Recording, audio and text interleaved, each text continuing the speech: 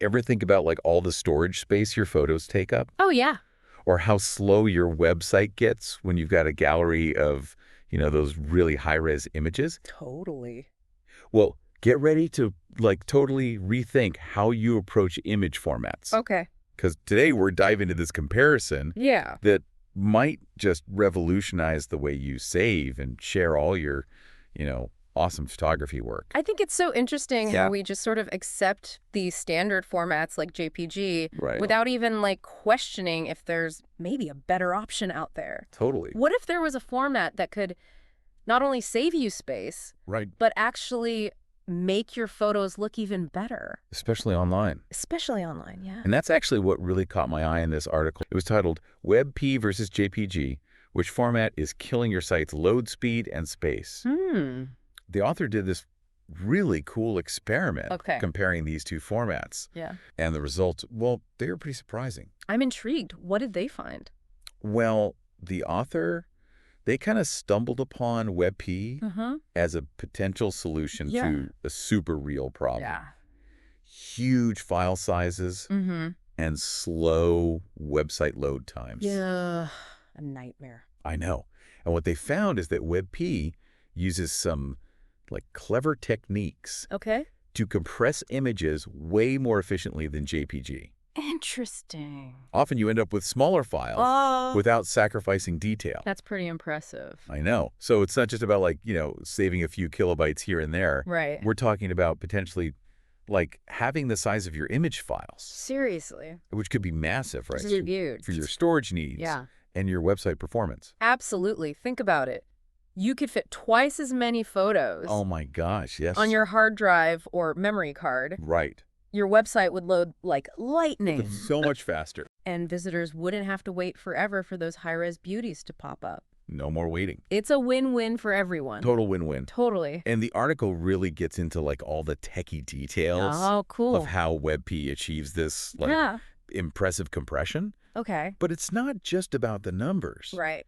The author actually found that in a lot of cases, Webp images actually looked better. Oh, wow. Than their JPG, counterparts. Okay. Especially in smaller formats like HD. Now, that's interesting. So Webp is better for, detail and stuff. It really excels at, preserving all those details and avoiding all those, pesky artifacts and color shifts that can kind of plague JPGs. Right. Especially when you're working with images that have, complex textures or, subtle color gradients. That makes sense. And they even included a side-by-side comparison in the article. Oh, cool. And the difference is, it's pretty striking. Really? The Webp images just look crisper and more vibrant, even at smaller sizes. Now, I know what you might be thinking. Is there a catch? Right. There's always a catch. Well, there are always trade-offs, right? Yeah, yeah. In the world of technology. And Webp, it does have a few limitations that are, worth thinking about. I see. One of the main concerns is compatibility. Okay. Not all older browsers and systems fully support Webp just yet. That makes sense. So how big of a deal is that really? That's a great question.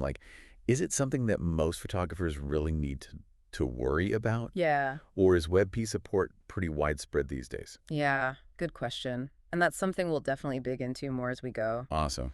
We'll look at the pros and cons of Webp and also talk about the practical stuff, like how do you actually convert your images? Yeah. And how do you make sure you don't lose all that valuable metadata in the process? Right, all the important stuff. Yeah, exactly. So about that compatibility thing. Yeah. It's true, some older systems, they might not fully support Webp. Right. But the good news is the adoption rate. It's skyrocketing. Really? Oh, yeah.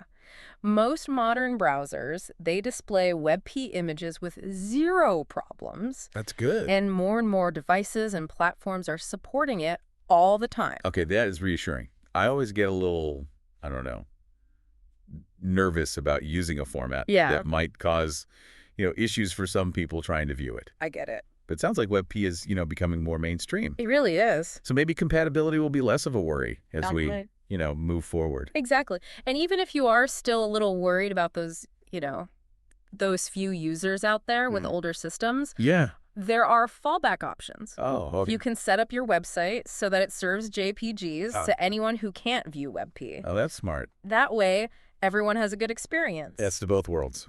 Exactly. It's all about balance, right? Yeah. Optimizing for, the widest possible audience. Makes sense. Now, let's get back to that metadata question you mentioned. Oh, right. Yeah. As photographers, Yeah. we really rely on that EXIF data. Mm-hmm. It's embedded in our images. Right. Stores all that valuable info. Camera settings and all that. Yeah, camera settings, copyright details, even location data sometimes. Right, yeah. Yeah. I mean, that stuff's crucial, right? It is. For tracking our work, protecting our intellectual property. Yeah. Even analyzing our shooting habits. Absolutely. So it's super important to make sure we're not losing that data when we switch to a different format. Exactly. Good news is WebP. It can handle EXIF data, no problem. Okay, good. But there is like a little nuance here. Oh. Not all image conversion software handles EXIF data the same way. Okay. Some programs, they might strip it out during the conversion, while others preserve it by default. So it's not an issue with WebP itself. Right. It's more about the tools we use. Exactly. So we got to choose our conversion software carefully. Gotcha. Make sure it's set up to keep that EXIF data, if that's important to us. Which it is, yeah. And the article we're talking about, it actually gives some good recommendations for software that does this properly. Oh, awesome. So you can be confident you're not losing any of that valuable info.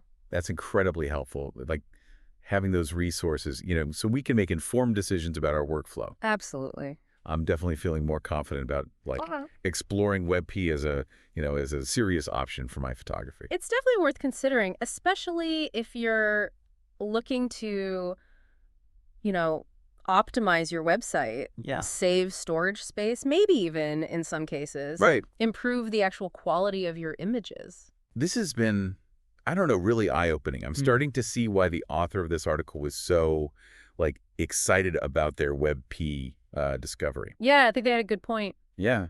And don't forget, you can find a link to the article in the episode summary. Perfect. Check out their findings in more detail. They even have some side-by-side comparisons. Oh, cool. That really show the differences between WebP and JPG. Awesome.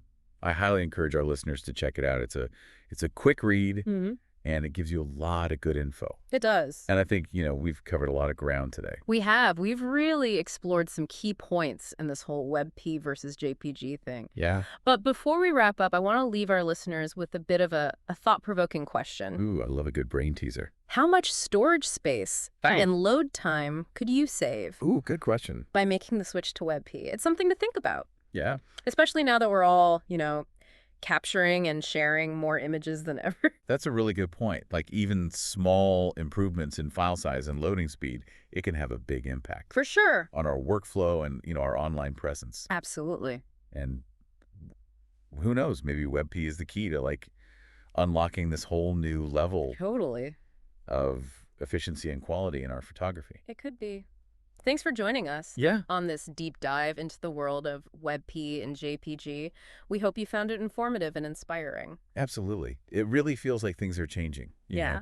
Like how we think about image formats. Definitely. Especially with everyone, wanting faster websites and better storage. It's an exciting time, kind of like any new tech, right? Right. Some people jump right in, some people wait a bit. Early adopters and all that. Exactly. But I got to say, the evidence for WebP, those are some things. Yeah. It's getting pretty strong. And for photographers, I mean, think about it. Yeah. We could archive our work and use way less space. Totally. Share those huge high-res images with clients. Yeah. Without clogging up their inboxes. Right.